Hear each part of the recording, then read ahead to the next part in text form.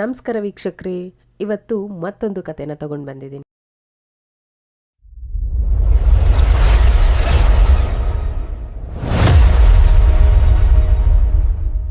ಹೀಗೆ ಒಂದು ಗೌಡ್ರು ಹುಡುಗಿ ಇರ್ತಾಳೆ, ಒಬ್ಬ ಲಿಂಗಾಯತ ಹುಡುಗ. ಇಬ್ರು ಪರಸ್ಪರ ಪ್ರೀತಿ ಮಾಡ್ತಾ ಇರ್ತಾರೆ. ಇಬ್ರು ಪರಸ್ಪರ ಪ್ರೀತಿಸೋಕೆ ಶುರು ಮಾಡಿ ಸುಮಾರು ವರ್ಷಗಳೇ ಕಳೆಯುತ್ತೆ. ಈ ಕಡೆ ಗೌಡ್ರು ಹುಡುಗಿ ಮನೇಲಿ ಹೇಳ್ತಾಳೆ, ಅವರು ಮನೇಲಿ ಒಪ್ಕೊಳ್ಳೋದಿಲ್ಲ. ಆ ಕಡೆ ಲಿಂಗಾಯತ ಹುಡುಗನೂ ಮನೇಲಿ ಹೇಳ್ತಾನೆ, ಅವರು ಕೂಡ ಮದುವೆಗೆ ಒಪ್ಕೊಳ್ಳೋದಿಲ್ಲ.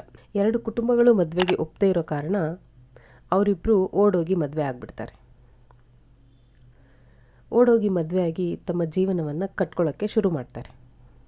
ಆ ಹುಡುಗ ಅವಳಿಗೆ ಏನಂತ ಪ್ರಾಮಿಸ್ ಮಾಡ್ತಾನೆ ಅಂದರೆ, ನಾನು ಯಾವತ್ತೂ ನಿನಗೆ ಯಾವ ರೆಸ್ಟ್ರಿಕ್ಷನ್ನೂ ಮಾಡಲ್ಲ, ನೀನು ನಾನ್ ವೆಜ್ ತಿನ್ನೋದಾದರೆ ತಿನ್ನು, ನೀನು ಇಷ್ಟ ಬಂದಂಗಿರು, ಆ ಥರ ಹೇಳ್ತಾನೆ. ಅವಳು ಕೂಡ ನಾನು ಚೆನ್ನಾಗಿ ನೋಡ್ಕೊತೀನಿ, ಇಬ್ಬರು ಕೆಲ್ಸಕ್ಕೆ ಹೋಗೋಣ, ಇಬ್ಬರು ಚೆನ್ನಾಗಿ ದುಡ್ದು ಜೀವನ ಕಟ್ಕೊಳ್ಳೋಣ ಅಂತ ಹೇಳಿ ಪ್ಲ್ಯಾನ್ ಮಾಡಿಕೊಂಡು ಜೀವನ ಪ್ರಾರಂಭ ಮಾಡ್ತಾರೆ. ಹೀಗೆ ಕಾಲ ಕಳೆದಂತೆ ಇಬ್ಬರಲ್ಲೂ ಬದಲಾವಣೆ ಕಾಣಿಸುತ್ತೆ.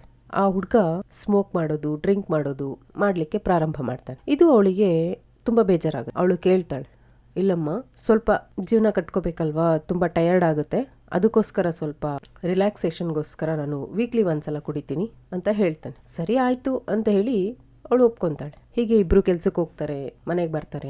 ಇಷ್ಟೇ ಅವ್ರ ಜೀವನ ಆಗಿರುತ್ತೆ. ವಾರಕ್ಕೊಂದ್ಸಲ ಕುಡಿಯೋದು, ಸರಿ ಹೀಗೆ ಇರುತ್ತೆ, ನಡೀತಾ ಇರುತ್ತೆ ಜೀವನ.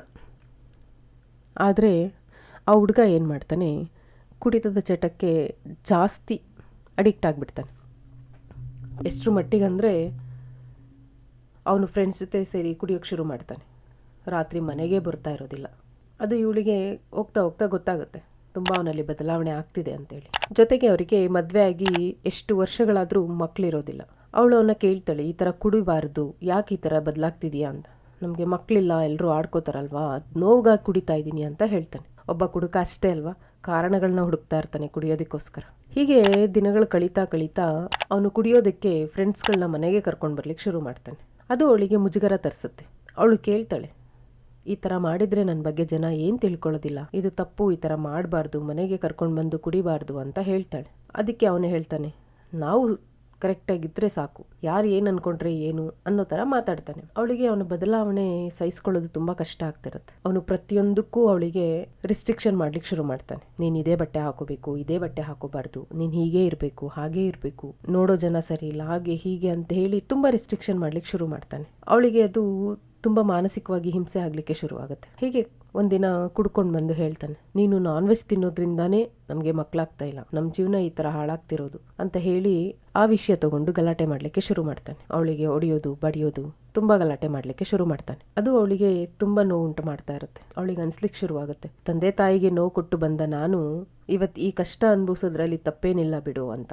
ಯಾರೇ ಆಗಲಿ ಹೆತ್ತ ಹೊಟ್ಟೆಗೆ ನೋವು ಕೊಟ್ಟರೆ ಅವರಿಗೆ ಕಷ್ಟ ಕಟ್ಟಿಟ್ಟ ಬುತ್ತಿ ಅಲ್ವಾ. ಅದಕ್ಕೆ ಹೇಳೋದು, ಜೀವನದಲ್ಲಿ ಸ್ವಲ್ಪ ಸಮಯ ಕಾಯಬೇಕು, ದೊಡ್ಡವ್ರ ಮಾತನ್ನ ಕೇಳಬೇಕು ಅಂತ.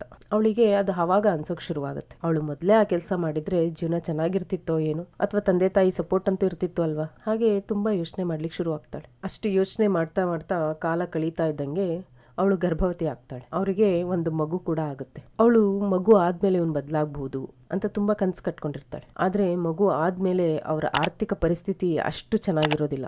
ಅದರಿಂದಾಗಿ ಅವನು ಮತ್ತಷ್ಟು ಕುಡಿಯೋದಕ್ಕೆ ಶುರು ಮಾಡ್ತಾನೆ. ಎಷ್ಟು ಅಂದರೆ ದಿನನಿತ್ಯ ಕುಡಿದೆ ಮನೆಗೆ ಬರ್ದೇ ಇರೋಷ್ಟು ಆಗ್ತಾನೆ. ಆ ಮಗು ಜೊತೆ ಸಮಯ ಕಳೆಯೋದು ಅದೆಲ್ಲ ಮಾಡ್ತಾನೆ ಇರೋದಿಲ್ಲ. ಅವನ ಜೀವನದಲ್ಲಿ ಕುಡಿಯೋದು ಅಷ್ಟೇ ಮುಖ್ಯ ಆಗಿರುತ್ತೆ. ಸಣ್ಣ ವಿಷಯಕ್ಕೂ ಜಗಳ ಮಾಡೋದು, ನನಗೆ ಟೆನ್ಷನ್ ಆಯಿತು ಅಂತ ಹೇಳೋದು, ಅದಕ್ಕೆ ಕುಡಿಯೋದು, ಹೀಗೆ ಮಾಡ್ತಿರ್ತಾನೆ. ಅವಳಿಗೂ ತುಂಬ ಬೇಜಾರಾಗ್ಬಿಡುತ್ತೆ. ಯಾಕೆಂದರೆ ಈಗ ಅವಳು ಇದನ್ನು ಯಾರ ಹತ್ರನೂ ಹೇಳ್ಕೊಳ್ಳೋಕ್ಕೂ ಆಗ್ತಿರೋದಿಲ್ಲ, ಇವನ್ನ ಬಿಟ್ಟು ಹೋಗೋಕ್ಕೂ ಆಗ್ತಿರೋದಿಲ್ಲ. ಆಲ್ರೆಡಿ ತಂದೆ ತಾಯಿಗೆ ಅವಮಾನ ಮಾಡಿದ್ದಾಳೆ, ಮತ್ತೆ ಹೋದರೆ ಇಷ್ಟೇ ಇವರು ಅಂತ ಜನ ಆಡ್ಕೊತಾರೆ ಅನ್ನೋದವಳ ಮನಸ್ಸಲ್ಲಿ ತುಂಬ ಯೋಚನೆ ಬಂದ್ಬಿಡುತ್ತೆ. ಅದೇ ಅವನಿಗೆ ಇವಳ ವೀಕ್ನೆಸ್ ಆಗಿಬಿಡುತ್ತೆ. ಹಾಗಾಗಿ ಅವನು ದಿನ ಕುಡ್ಕೊಂಡು ಬರೋದೇ ಮಾಡ್ತಿರ್ತಾನೆ. ಕುಡ್ಕೊಂಡು ಬಂದು ಇವಳಿಗೆ ಹೊಡೆಯೋದು, ಬೈಯೋದು, ಆ ಮಗುಗೆ ರೇಗೋದು, ನೀನು ನಾನ್ ವೆಜ್ ತಿನ್ನೋದ್ರಿಂದಾನೇ ನಮ್ಮ ಜೀವನ ಹಾಳಾಗ್ತಾ ಇರೋದು, ಅದರಿಂದನೇ ನಾನು ಎಣ್ಣೆ ಹೊಡಿತಾ ಇರೋದು, ಈ ಥರ ತುಂಬ ಅವಳಿಗೆ ಹಿಂಸೆ ಮಾಡಲಿಕ್ಕೆ ಶುರು ಮಾಡ್ತಾನೆ. ಎಷ್ಟರ ಮಟ್ಟಿಗೆ ಅವ್ರ ಜೀವನ ಆಗುತ್ತೆ ಅಂದರೆ ಆ ಮಗುನ ಸಾಕೋದಿಕ್ಕೂ ಕಷ್ಟ ಆಗ್ತಿರುತ್ತೆ. ಆ ಮಗುನ ಬಿಟ್ಟು ಅವಳು ಅಷ್ಟು ಹಸು ಮಗುನ ಬಿಟ್ಟು ಕೆಲ್ಸಕ್ಕೆ ಹೋಗೋದಿಕ್ಕೂ ಅವಳಿಗೆ ಕಷ್ಟ ಆಗ್ತಿರುತ್ತೆ. ಏನು ಮಾಡಬೇಕಂತ ದಾರಿನೇ ತೋಚ್ತಾ ಇರಲ್ಲ. ಅವಳನ್ನು ಬದಲಾಯಿಸೋದಕ್ಕೆ ತುಂಬ ಪ್ರಯತ್ನ ಪಡ್ತಾಳೆ. ಎಷ್ಟು ಹೇಳಿದ್ರು ಪ್ರೀತಿಯಿಂದ ಹೇಳಿ ಜಗಳ ಮಾಡಿ ಹೇಳಿದ್ರು ಅವನು ಬದಲಾಗ್ತಾ ಇರೋದಿಲ್ಲ. ಕೊನೆಗೊಂದಿನ ಅವಳಿಗೆ ತುಂಬ ಬೇಜಾರಾಗುತ್ತೆ. ಅವಳು ನಾನು ನಿನ್ನ ಬಿಟ್ಟೋಗ್ತೀನಿ ಅಂತ ಕೇಳ್ತಾಳೆ. ಆಗ ಅವನು ಹೇಳ್ತಾನೆ, ಹೋಗು, ನನ್ನ ಮಗು ಬಿಟ್ಟು ಹೋಗು ಅಂತ ಕೇಳ್ತಾನೆ. ಆ ಕುಡುಕನ ಕೈಲಿ ಮಗು ಬಿಟ್ಟೋದ್ರೆ ಮಗು ಜೀವನ ಏನಾಗಬಹುದು ಹೇಳಿ. ಅವಳು ತುಂಬ ಯೋಚನೆ ಮಾಡ್ತಾಳೆ. ಏನಿಂದ ತುಂಬ ನೋವಾಗ್ತಿದೆ, ಇಷ್ಟು ಮಾನಸಿಕ ಹಿಂಸೆ ಆಗ್ತಿದೆ, ಮುಂದೆ ನನ್ನ ಮಗು ಜೀವನ ಏನಾಗುತ್ತೆ ಅಂತ ತುಂಬ ಯೋಚನೆ ಮಾಡಿ ಆಕೆ ಒಂದು ನಿರ್ಧಾರಕ್ಕೆ ಬರ್ತಾಳೆ. ಆಕೆ ತಗೊಂಡಂಥ ನಿರ್ಧಾರ ಹೇಗಿರುತ್ತೆ ಅಂದರೆ ಜೀವನನೇ ಮುಗಿಸ್ಕೊಳ್ಳೋ ಹಂತಕ್ಕೆ ಬಂದುಬಿಡ್ತಾಳೆ. ಅವಳು ಸೂಸೈಡ್ ಮಾಡ್ಕೊಂಡ್ಬಿಡ್ತಾಳೆ. ಆ ಮಗುನೂ ಸಹ ಕರ್ಕೊಂಡು ಸೂಸೈಡ್ ಮಾಡ್ಕೊಂಡ್ಬಿಡ್ತಾಳೆ. ಅವಳು ಸ್ವಲ್ಪ ಸಮಯ ಕಾದಿರಬಹುದಿತ್ತು. ಮಗು ಬೆಳೀತಾ ಬೆಳೀತಾ ಅವಳು ಜೀವನ ಕಟ್ಕೊಳ್ಬಹುದಿತ್ತು. ಆದರೆ ತುಂಬ ದುಡುಕಿ, ಇಷ್ಟು ವರ್ಷ ಸಹಿಸಿಕೊಂಡು ಈಗ ದುಡುಕಿ ಅವಳು ಆತ್ಮಹತ್ಯೆ ಮಾಡ್ಕೊತಾಳೆ. ಸ್ನೇಹಿತರೆ, ಈಗ ನೀವು ಹೇಳಿ, ಅವಳು ಮಾಡಿದ್ದು ಸರಿನಾ ಅಥವಾ ಅವನು ಮಾಡಿದ್ದು ಸರಿನಾ? ನಾನ್ ವೆಜ್ ತಿನ್ನೋದ್ರಿಂದಾನೇ ಈ ಥರ ಆಯಿತು ಅಂತ ಹೇಳಿದ್ದು ಸರಿನಾ?